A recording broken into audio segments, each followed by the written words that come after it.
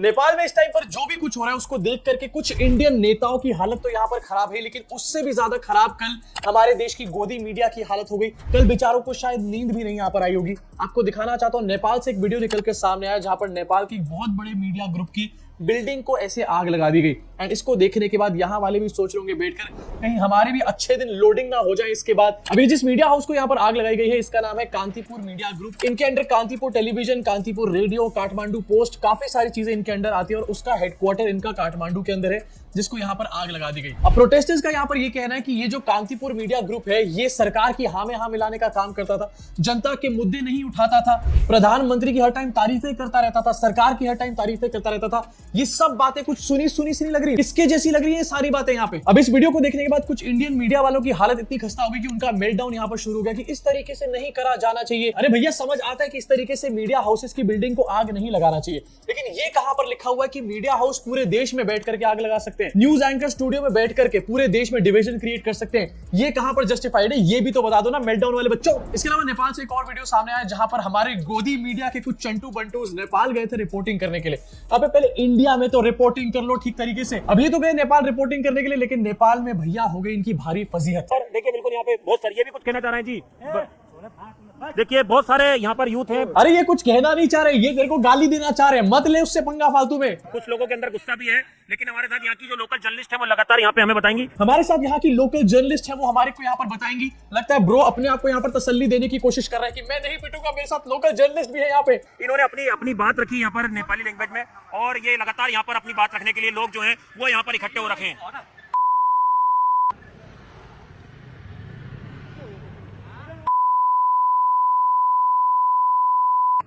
Please your support में, हम आपके सपोर्ट में। I don't want to support.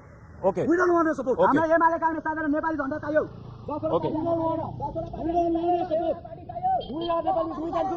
Okay okay okay We have lost. लगातार अपनी बात रखने के लिए कोई खट्टा वहां पर नहीं हो रहा, तुमसे कोई बात नहीं करना चाहता। जिस तरीके से नेपाल का मीडिया हाउस बिकाऊ था उस तरीके से पूरी दुनिया को पता है कि इंडिया का मीडिया भी यहाँ पर बिकाऊ हो चुका है, दलाली कर रहे हैं। तुम्हारे को लोग नेपाल तक में भी गालियां दे रहे हैं, शर्म करो। इसके अलावा एक और अपडेट यहाँ पर निकल के सामने पता चला कि काठमांडू में एक भारतीय पत्रकार के ऊपर हमला किया गया, कैमरा और बाकी सामान भी उनसे छीन लिया गया। अभी थोड़े दिन पहले स्टूडेंट्स प्रोटेस्ट कर रहे थे, वहां पर इनको नहीं जाना, इनको नेपाल में जाकर प्रोटेस्ट को कवर करके आना है। क्यों? क्योंकि एक्चुअली में इनको जर्नलिज्म से फर्क नहीं पड़ता, इनको टीआरपी से फर्क पड़ता। नेपाल का जेंजी वहां पर आवाज उठा रहा है, वो सिंपल सा सवाल पूछ रहा है कि हमारे टैक्स का पैसा कहां चला गया, ये नेपो किड्स के पास इतनी लग्जूरियस लाइफ के लिए कहां से पैसे आ रहे हैं, कहीं हमारे टैक्स के पैसे तो नहीं है। सिंपल सी बात पूछी जा रही है, लेकिन यहाँ पर मेल्टडाउन इसलिए शुरू हो चुका है क्योंकि इनको भैया यहाँ पर बैठे हुए डर लग रहा है। ब्रो ने शो चलाया एंड इसमें लिखा हुआ है भारत के चारों तरफ कौन भड़का रहा है आग, गूंज विद रूबिका लियाकत। अब ये और इनके बहुत सारे दोस्त ये कह रहे हैं कि चाइना इस टाइम पर नेपाल में इस तरीके की हरकतें कर रहा है, उसको स्पॉन्सर कर रहा है, एंड इंडिया के हर तरफ से चाइना इस टाइम पर ऐसी हरकतें कर रहा है। तो मोदी जी चाइना के प्रेसिडेंट से हाथ क्यों मिला कर आ रहे हैं भाई? और डिसाइड कर लो चाइना हमारा दोस्त है या फिर चाइना हमारे अगेंस्ट कॉन्स्पिरेसी कर रहा है। खुद ही इनको पता नहीं कि चाइना इनके पापा है या फिर इनके पड़ोसी है। अमन चोपड़ा इसने शो चलाया, नेपाल की आग में एक वर्ग को अराजकता की उम्मीद नजर आ रही है। ये लोग सुबह से भारत को नेपाल वाले हाल में बद्दुआ दे रहे हैं, भारत को नेपाल वाले हाल में बद्दुआ दे रहे हैं। कौन सी बद्दुआ दे रहे हैं भाई? अगर नेपाल में कोई प्रोटेस्ट हो रहा है करप्शन के अगेंस्ट और कोई ये कह रहा है इंडिया में बैठ करके कि यार नेपाल में तो हो गया, लेकिन इंडिया में कब होगा ऐसा प्रोटेस्ट करप्शन के अगेंस्ट? जो सड़कों पे गड्ढे होते हैं इसके अगेंस्ट कोई प्रोटेस्ट कब होगा? ये जो वोट चोरी हो रही है, इथेनॉल मिलाया जा रहा है और गाड़ियों को आपकी जंग लगाई जा रही है, उसके खिलाफ लोग कब बोलना शुरू करेंगे? ये सिंपल सी बातें पूछी जा रही है, कोई अराजकता फैलाने की बात नहीं कर रहा, लोग सिंपल सा यहाँ पर आवाज उठाने के लिए प्रोटेस्ट करने की बात कर रहे हैं। और ये प्रोटेस्ट करना कब से खराब हो गया? अब जाके समझ में आया कि आजादी की लड़ाई में ये लोग आखिरकार शामिल क्यों नहीं थे, क्योंकि इनको तो ये लग रहा था कि भैया ये प्रोटेस्ट जो है ये बहुत गलत चीज है। अमीश भाई कैसे पीछे रह सकते हैं? नेपाल बवाल पर विपक्ष के बयान कैसे कैसे, आर पार विद अमीश देवगन। नेपाल के बवाल पर विपक्ष के बयान कैसे कैसे, ऐसे बयान होने चाहिए क्या? अब मैं थोड़ा सा आपको नेपाल का हाल यहाँ पर दिखाना चाहता हूँ। अगर जेंजी या फिर अगर देश के युवा या फिर अगर देश की जनता नॉर्मली जाग जाए तो क्या क्या हो जाता है आपको दिखाना चाहता हूँ। वहां के प्राइम मिनिस्टर इस टाइम पर रिजाइन कर चुके हैं, स्टेप डाउन कर चुके हैं। अरे ये कैसा प्रधानमंत्री है भाई, स्टेप डाउन कर दिया एक प्रोटेस्ट के चक्कर में। 2 दिन के प्रोटेस्ट में यहाँ के प्रधानमंत्री ने स्टेप डाउन कर दिया। हमारे देश में किसान आंदोलन आपको याद है 2-3 महीने चला था, उसके बाद भी किसी ने स्टेप डाउन नहीं करा था। प्रधानमंत्री तो छोड़ो, प्रधानमंत्री की चपड़ासी भी टस से मस नहीं हो रहे थे यहाँ पे। अब कुछ लोग यहाँ पर ये कह रहे हैं कि इंडिया की हालत नेपाल जैसी करने की कोशिश करी जा रही है। नहीं हो सकती इंडिया की हालत नेपाल जैसी।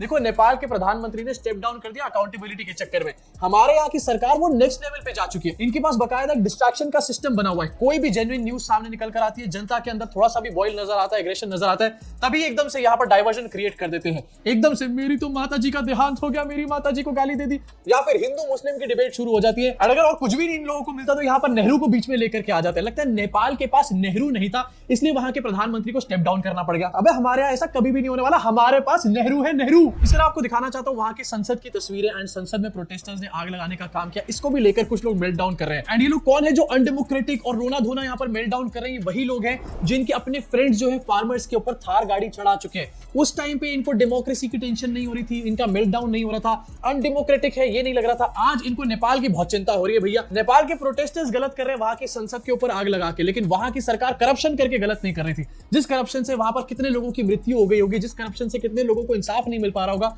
वो गलत नहीं कर रहे थे। लेकिन जिन प्रोटेस्टर्स ने वहां पर संसद में आग लगा दी वो बहुत गलत कर रहे हैं। इसके अलावा आपको दिखाना चाहता हूं वहां के फाइनेंस मिनिस्टर दौड़ा दौड़ा के भाई साहब इनको धोने का काम किया गया। फ्लाइंग किक्स इनको मारी गई है, जरा फुल स्क्रीन करके देखो।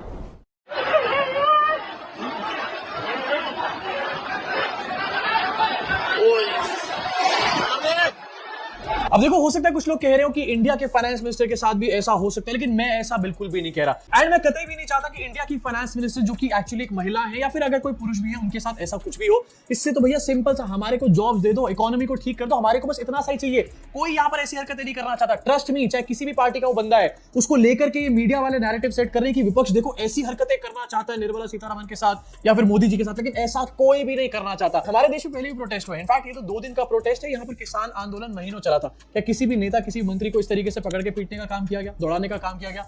नहीं किया गया। तो अब क्यों किया जाएगा? अब इसके बारे में क्यों सोचा जाएगा? फालतू की बातें चलाई जा रही है यहाँ पे। लेकिन दूसरी तरफ हमारे को यह भी देखना चाहिए कि नेपाल में अगर ऐसा हो रहा है तो उसका ट्रिगरिंग पॉइंट क्या था, उसके पीछे की स्टोरी क्या थी। मेरे को कोई बंदा 10 साल से परेशान कर रहा हो, लेकिन मैं आज उसको थप्पड़ मार दूं और उसकी वीडियो लोग वायरल करने लग जाए और ये कहने लग जाए कि मैं गलत था, तो क्या मैं गलत हूं या फिर वो बंदा गलत है जिसने 10 साल से मुझे परेशान किया? अपनी गोबर बुद्धि को जरा कि जो लोग आपको ये समझा रहे कि चाइना है इसके पीछे, अबे अगर देश की जनता आवाज उठा रही तो उसके पीछे चाइना होगा क्या? हमने अपनी आजादी के लिए आवाज उठाई, लड़ाई लड़ी, उसके बाद भी हमारे देश में अलग अलग जगहों पे प्रोटेस्ट चलते आए हैं। बीजेपी ने खुद कई बार प्रोटेस्ट करे, तो क्या उसके पीछे चाइना का हाथ हो जाता है क्या? ये बहुत ही स्टूपिड बात है, सिर्फ इसलिए क्रिएट करने के लिए जिससे कि आप डर जाओ किसी भी बात से एंड गलती से भी आपके दिमाग में सेंटिमेंट ना आ जाए कि आप अपने देश की सरकार से सवाल करो या फिर उसके अगेंस्ट प्रोटेस्ट करने का काम करो, क्योंकि ऐसा तो सिर्फ चाइनीज एजेंट करते हैं। मैं आपको दिखाना चाहता हूं यहाँ पर राइट विंग वाले फुल ऑन लगे पड़े कि ये तो टूल किट का एक पार्ट है। मतलब वहां का जेनजी यूथ निकला हुआ है एंड पूरे वर्ल्ड में इन्होंने जेनजी का जो परसेप्शन है उसको ही बदल करके रख दिया, लेकिन यहाँ पर इसको टूल किट बुलाया जा रहा है। पहले श्रीलंका में हुआ, बांग्लादेश में हुआ, नेपाल में हुआ, ये तो टूल किट है जी, इसके पीछे चाइना है जी, चाइना का हाथ है इसके पीछे। इनफैक्ट इसी के साथ कुछ और लोग ऐसे भी है जो लिख रहे हैं कि नेपाल में तख्ता पलट हुआ लेकिन हिंदुस्तान के अंदर ऐसी सोच मत रखना जिहादियों। कोई बात नहीं कर रहा है यहाँ पर इसके बारे में। यही लोग फालतू में यहाँ पर डर क्रिएट करने की कोशिश कर रहे हैं कि देखो ये जो जिहादी हैं ये और कंट्रीज में ऐसा कर रहे हैं और मोदी जी के साथ भी ऐसा करने की उम्मीदें रख रहे हैं। लेकिन जैसे मैंने बताया कोई ऐसी हरकतें नहीं करना चाहता। हमारे को भैया 2 करोड़ जॉब दे दो पर ईयर, हम मोदी जी से काम चला लेंगे कि देखो ये अर्बन नक्सल है, ये तो देश के लिए बहुत बड़ा खतरा है, ये तो बहुत बड़े जिहादी हैं। लेकिन इन्हीं की आईटी सेल में से एक और ट्वीट आपको दिखाना चाहता हूं। संजय दीक्षित और ये जयपुर डायलॉग्स का ही ओनर है, ये लिख रहा है पशुपति टेंपल के ऊपर हमला हो गया। अब तो मैं क्लियर हूं इस चीज से कि सबके पीछे क्रिश्चियन हैंड है कोई ना कोई। अबे डिसाइड कर लो, चाइना है इसके पीछे, क्रिश्चियन हैंड है इसके पीछे, या फिर अर्बन नक्सल है इसके पीछे। डिसाइड कर लो, उसके बाद सोशल मीडिया पे नैरेटिव चला देना। एक्चुअली खुद यहाँ पर कंफ्यूज इसलिए हो रहे हैं ये लोग क्योंकि ये सब कुछ यहाँ पर लिखना चाहते हैं। मतलब सारी चीजें लिख दो, सारे बहाने मार दो, किसी भी तरीके से कोई बंदा प्रोटेस्ट ना करने पाए, सोचे ना प्रोटेस्ट करने के बारे में। इसके साथ एक वीडियो सामने है जहां पर पता चला कि नेपाल के प्रोटेस्टर्स ने वहां के एक्स पीएम के घर को आग लगा दी एंड उसके बाद ये भी न्यूज सामने है कि उनकी वाइफ को जिंदा जला दिया गया। अब इसमें प्रोटेस्टर्स का एंगल यहाँ पर ये निकल कर आ रहा है कि उनकी वाइफ को यहाँ पर जिंदा नहीं जलाया गया, उनके घर को आग लगाई गई थी एंड उनकी वाइफ उनके घर में थी,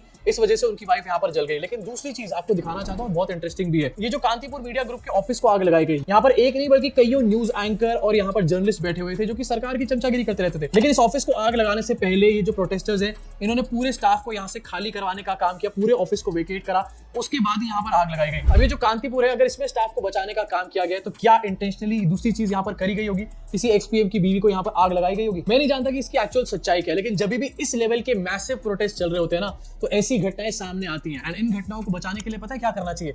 नेताओं को, सरकार को करप्शन करना ही नहीं चाहिए इन द फर्स्ट प्लेस, क्योंकि अगर नेता सरकार करप्शन करते हैं और जनता इस तरीके से अल्टीमेटली एग्रेसिवली बाहर आती है तो उसको काबू करना बहुत मुश्किल होता है। वैसे आपको दिखा दिखाना चाहता हूँ आज की ही अपडेट है। सरकार भी अपनी हरकतों से बाज यहाँ पर नहीं आ रही है। इंडिया ने अपनी सेंसरशिप पावर को एक्सपैंड कर दिया और जो लोअर लेवल के अधिकारी होते हैं उनको भी ये ताकतें दे दी है कि आपके और मेरे पोस्ट को वो टेक डाउन करा पाया करें। करप्शन हुआ नेपाल में, लेकिन ट्रिगर हुआ सोशल मीडिया बैन से। उसके बाद भी कुछ लोगों को समझ नहीं आके दे रही है, तो भैया इसके बाद हम क्या ही बोल सकते हैं।